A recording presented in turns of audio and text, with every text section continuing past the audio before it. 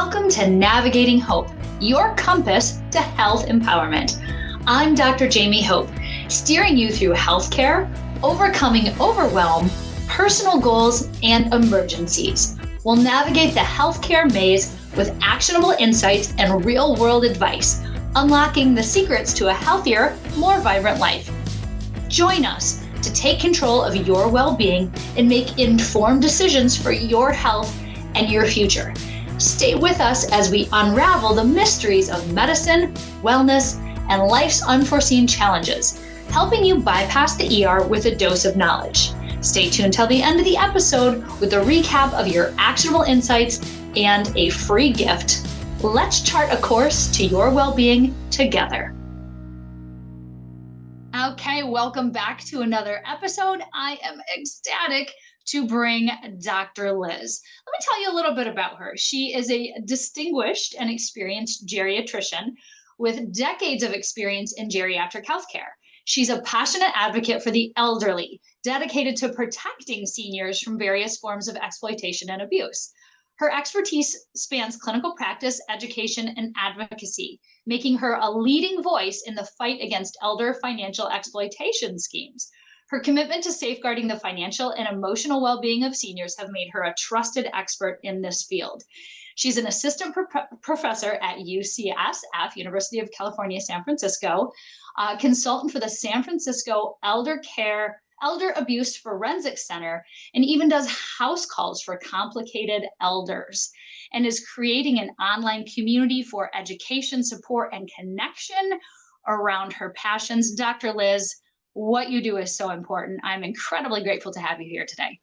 Well, thank you, Dr. Hope. I'm happy to talk about elder abuse or all things over 50.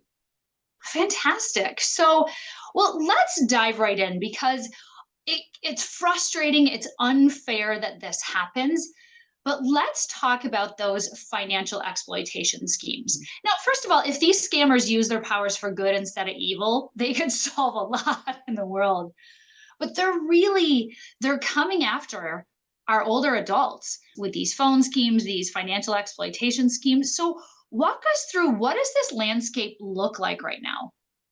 Well, I have one talk called Criminals Diagnose Dementia Faster Than Doctors. Oh, okay, that's like cuts, but you're right. Right. And it's like, was it Billy the Kid or someone said, why do you rob banks? It's where the money is. Elders often have more assets. And as their cognition declines, one of the first things that can go is their risk assessment. So they may not catch that something smells funny, and they may be more trusting to send in their money or be taken advantage of.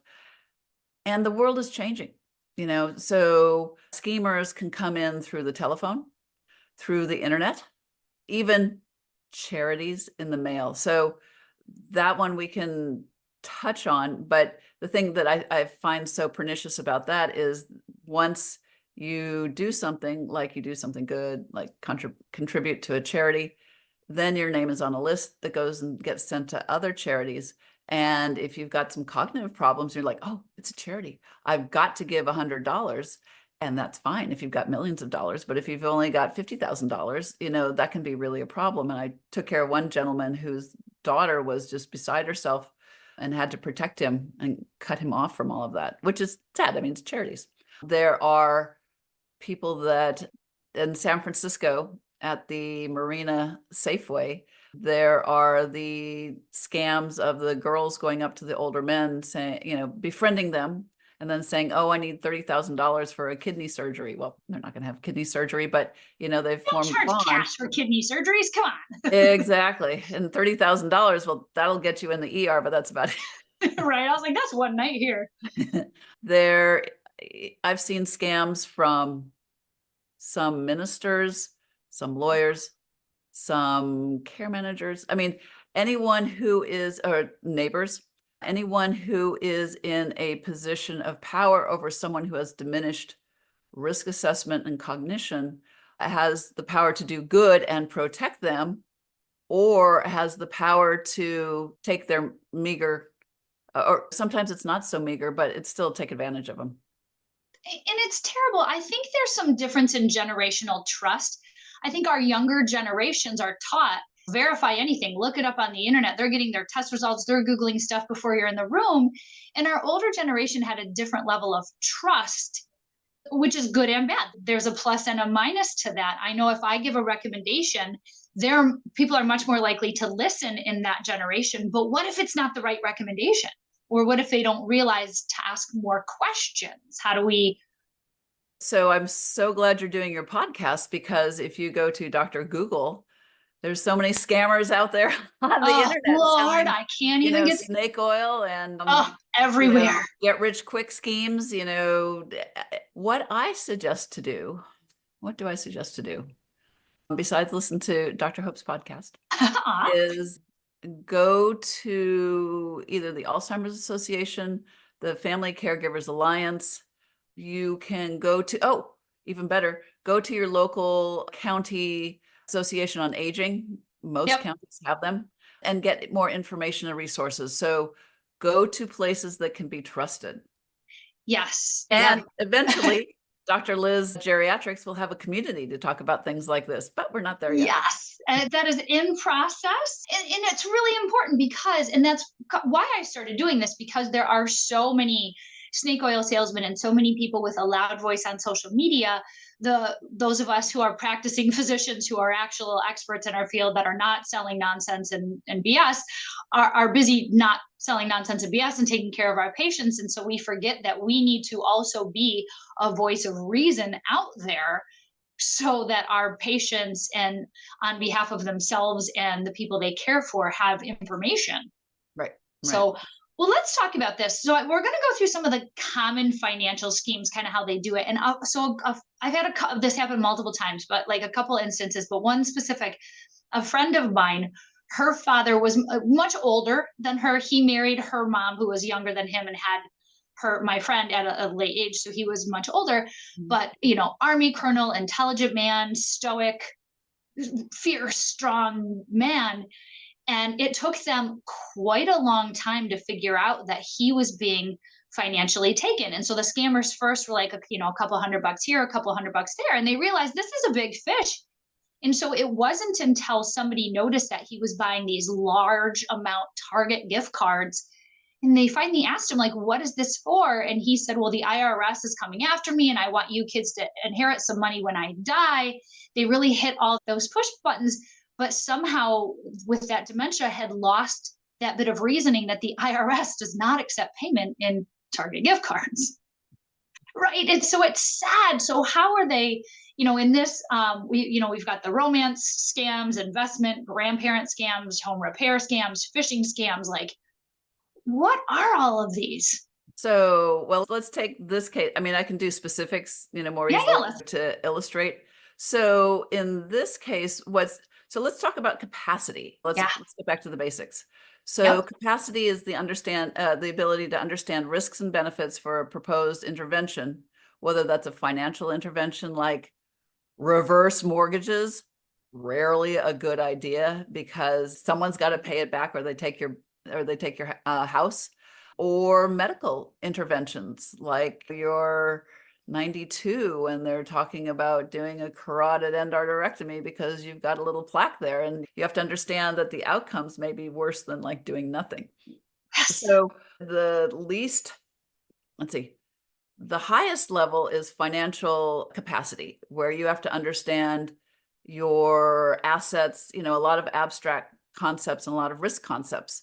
So one of the things I do, and I think families are going to need to intervene, because it sounds like this gentleman, if they're successful, they're male, they've been the patriarch, they're not likely to let other people into their, know about their finances, know about any weaknesses. And it's not because they're in denial. It's something called anagnosia, meaning they don't recognize what they don't recognize. Rumsfeld's unknown unknowns. And so if you can do something less threatening than taking them to the neurologist, say, Dad, I worry about little strokes. I heard something that if you draw a clock and make it say 11:10, that you've got your spatial abilities. So I don't talk about dementia either. I talk about little strokes, because they aren't as threatening. And you'll be surprised when someone starts to lose their abstract abilities, they might often put the hands on the 10 and the 11 instead of the 11 and the 2. So that's an abstract concept. The other one I do is 25% of $22.50. You can do it with pen and paper, but you really ought to be able to handle that if you're going to be handling your financial accounts. So if you're having trouble with either one of those, then you really need to get assessed. I've given talks about financial abuse, like with lawyers, and they're like, yeah, you just need to go to the doctor and get a mini mental status exam. And the reason I'm bringing up all these things is because that's what I see out there. And the mini mental status is a good screen. You can find it online. There's also the MoCA, the Montreal Cognitive Assessment. And what it is a 30-point test, but none of it is about risk assessment. None of it is really abstract. They ask you the day, the date, they ask you to copy a design, a few easy things. You can have a 30 out of 30. You can be perfect and still not have financial capacity because you don't have your risk assessment and you don't have your judgment. And so I often say that mini mental is 26 out of 30, which is what usual doctors would say is not dementia, but all is going to hell. You need more assessment. And a neurologist can kind of help. What I really like is a geropsychologist, is someone who understands elders, and it does like 4 to 5 hours of cognitive testing to go through every little part and see which parts are working, which aren't. And this is where the geriatrician comes in. I've seen academic disciplinary teams where they have the social worker and the pharmacist and everyone, and then they do the neuropsych testing, but they do it while someone's on Ativan or Detrol or Keppra. There's a number there. That's where we geriatricians come in. On our website, Dr. Liz Geriatrics, and in my book, we have a whole section about the psychoactive medications and common medications like Tylenol PM that can make people look more like they've got dementia than they actually do. So those would be the things I would do first. So to get into the starting point, so say I'm a family member and I'm seeing my parent, maybe they're a little bit forgetful, they have a few things I'm a little bit worried about. What are some signs that I should look out for, that I should recommend in any way that will get them to do it, to go see a specialist? Well, that's the big challenge. I mean, as with your friend's father, they're like, I don't have a problem. I don't need that. That's why I suggest doing, kind of that little testing of the clock, the calculation. If their mood has changed, if they tend to get more angry than they used to, if they're more irrational, if they're more inappropriate. Sometimes people can be a little more sexually inappropriate. And at a certain point in dementia, it's only because they think the female caregiver is their wife when they got married. So yeah. It's not really creepy, but in the beginning, it can look kind of creepy because they lose their social functioning. That's a dirty old man thing. They're not all jerks. Some of them just, they've kind of lost that inhibition that you're not that person to have that conversation with. Right. Or that relationship with, Yes. If they aren't taking their medications correctly, if they're forgetting appointments, if they're not paying bills, if they're not paying taxes. I, as a consultant to the Elder Abuse Forensic Center, one of the other abuses is neglect. And one woman stopped paying her mortgage, and then the bank took her house, and nothing happened before that. I mean, so many steps along the way where this could have been helped, where we protect our elders. So that's when we get into the sociology of all this. I mean, elders, for a lot of people, are not a money-making enterprise. And so a lot of their needs get ignored, or they get done just on charity. I mean, it drives me nuts. I was just looking, financial elder abuse costs $2.3 billion a year. And like last year, 101,000 elders were scammed. And the average take is 33,000. But like the Grinch who stole Christmas, a number of times, like there's been sweetheart swindles where another classic one is the caregiver sells the old man, marries the old man, gets a hold of all his assets, and then extracts the assets and leaves him penniless, and then they leave the country or something like that. So it's a challenge. What I would suggest is that if you see some of these things and you're not sure where to start, you can start with the doctor, but you need several A geriatrician is always nice. I firmly believe in that you specialize in the changes that are a part of aging and can recognize those nuances. It's as a specialty, it's incredibly important. Well, there's only 3,500 full-time practicing geriatricians in the Yes, country there are out of not 330 enough. million. Right. So that's kind of a problem. Good fiduciary can be helpful. Someone who is trustworthy. It's not necessarily a family member. A lot of financial abuse is propagated by a family member, unfortunately, but a good fiduciary and then a good elder law attorney, Mm, because they will know how to structure things. And if there is some, I've seen families do a number of different things. Oh, if there's not family in town, a good, reliable care manager, often a nurse care manager, because they'll be more aware of the medical changes. That's just a bonus. yeah. If we're talking about finances.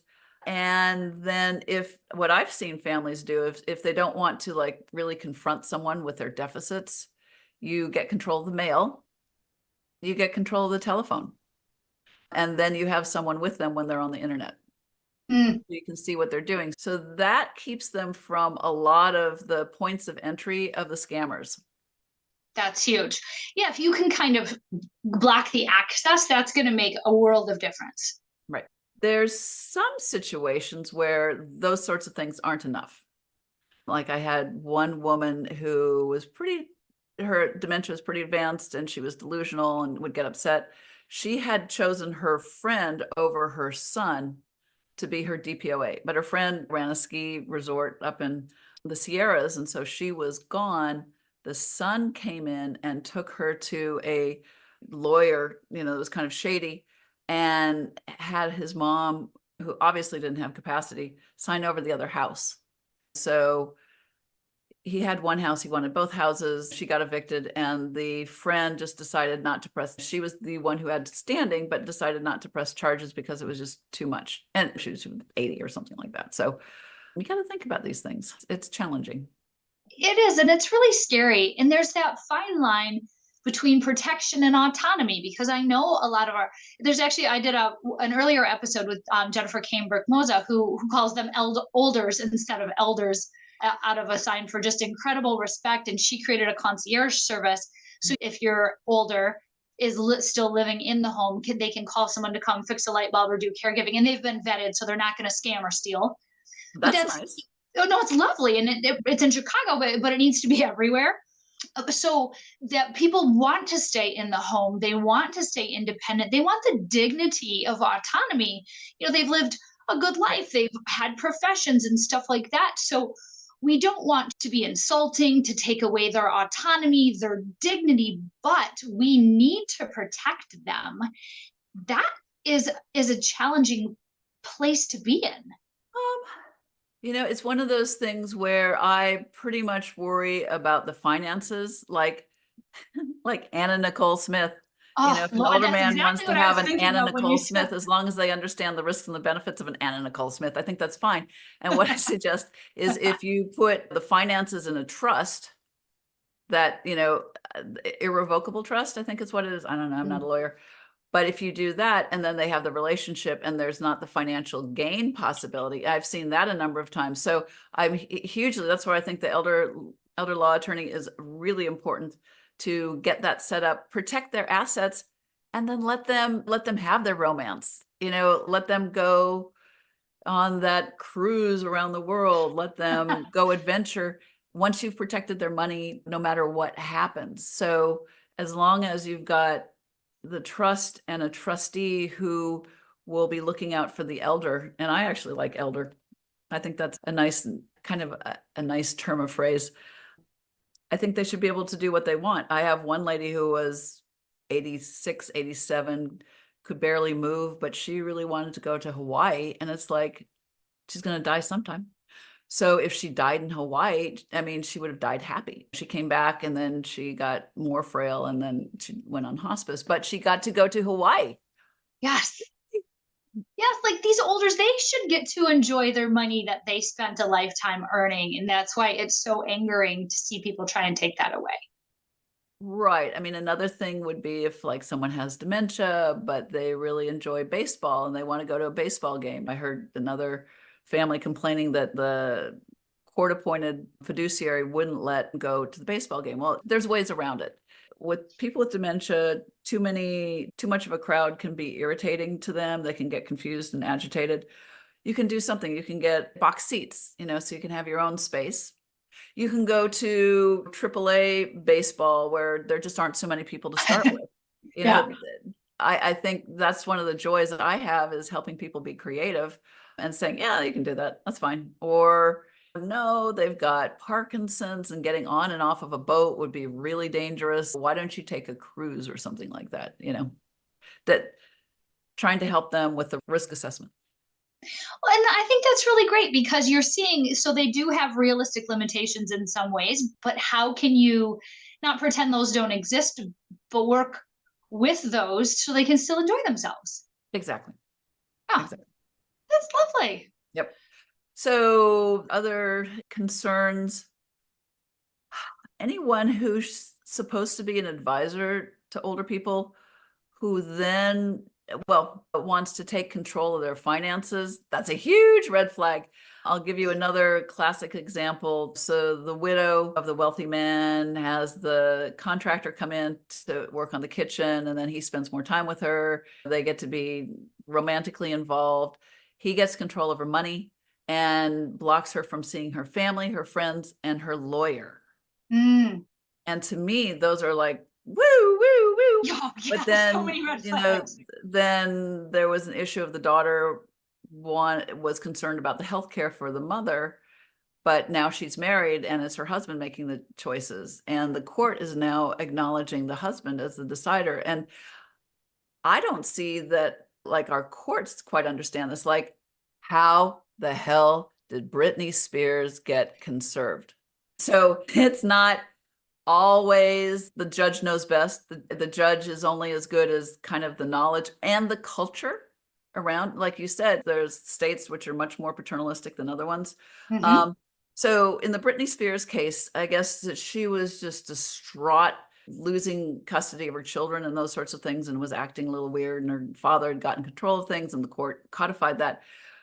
But for someone to be conserved, that means they can't provide food, shelter, clothing. They can't take care of themselves. She was doing $1 million shows in Vegas for a year. So basically she was enslaved. Yes, absolutely. And I've seen situations where people who have capacity have been judged not to. And it's really, you have to get a good lawyer. And if you get a bad judge, you have to appeal. It's kind of our society doesn't understand aging. No, oh, not at all. Not from a medical aspect, not from a legal. And as our population is aging, there are more aging adults every day. So we need to know how to create experiences in restaurants that they can enjoy. Not everyone enjoys the screaming children and the loud noise because of hearing issues, dementia, like that we're not geared toward our olders. Well, that's so funny. So I kind of go with the world that we have. So I tell people, you can take your loved one with dementia out to the restaurant until they can't handle it. Then you get takeout and you do the picnic in the park. Then you can be in the private dining room at the facility and have it fancy there. So I'm kind of the levels that we have.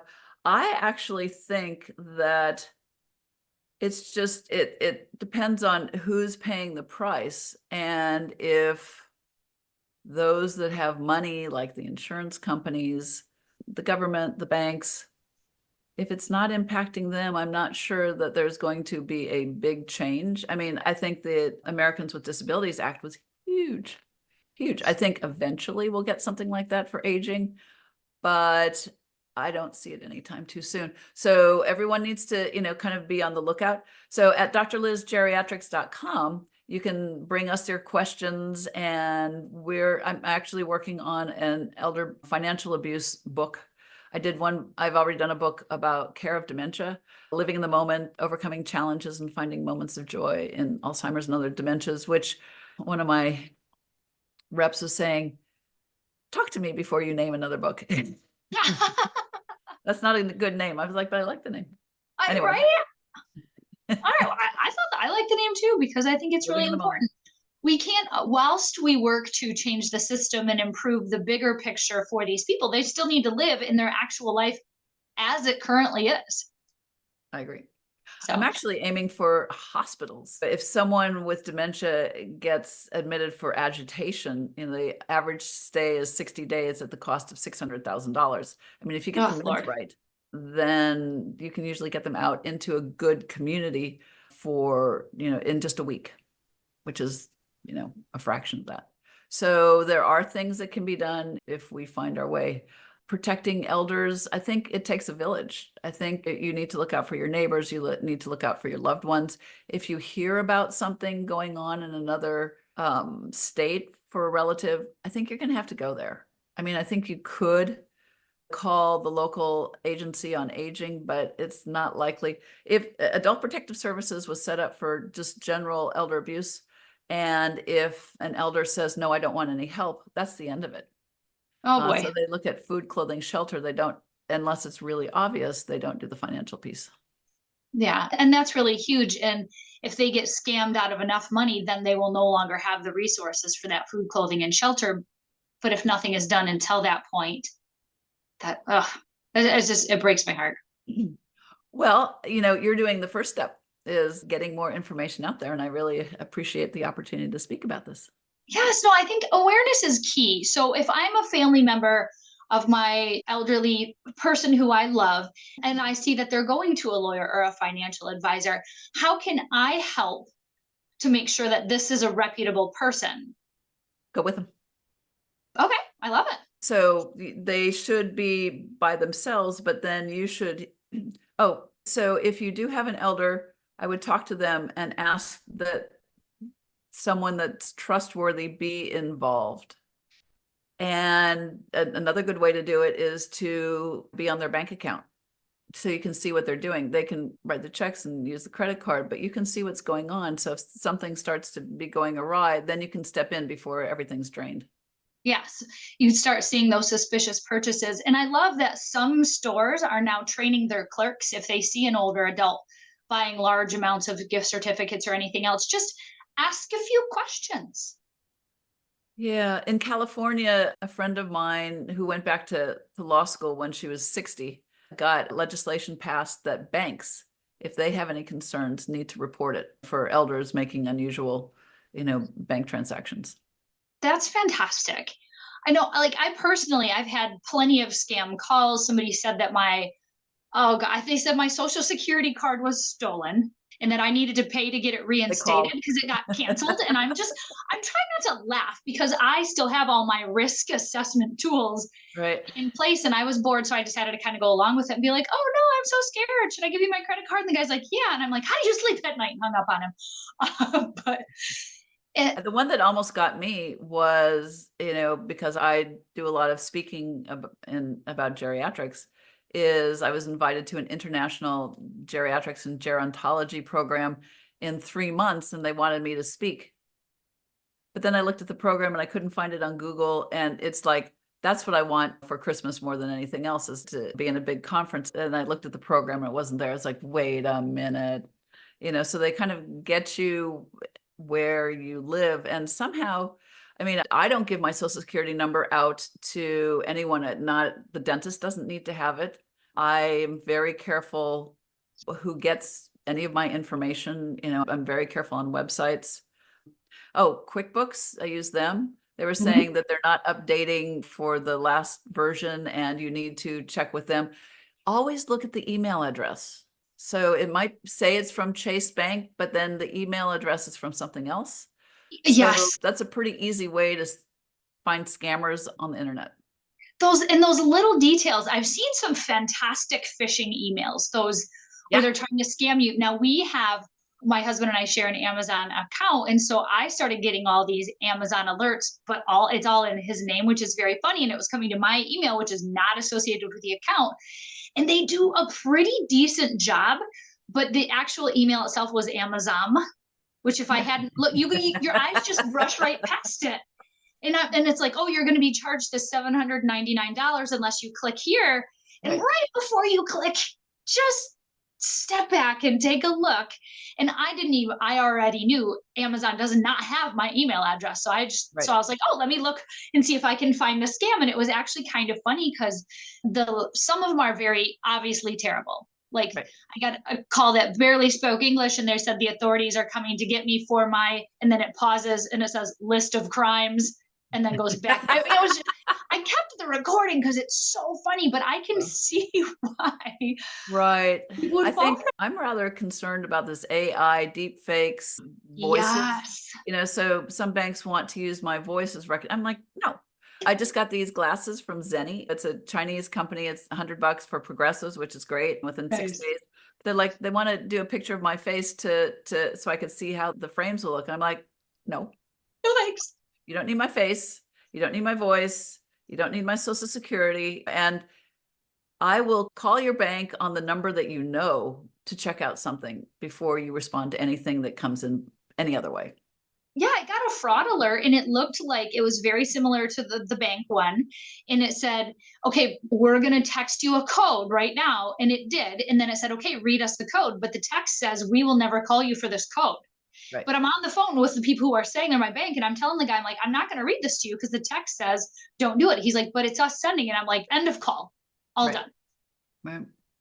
So, but those, there are some that are a lot more believable than others that I could easily see how it could happen. Right. For elders, I mean, the other things that family members can do is elders who spend a lot of time by themselves can get lonely. Even if they're cognitively intact, they can get lonely and it makes them more vulnerable. If you can get them to a day program or out with other people, more involved with their church, their synagogue, or, community groups, I think that's huge. And keeping them connected that way is great for so many things.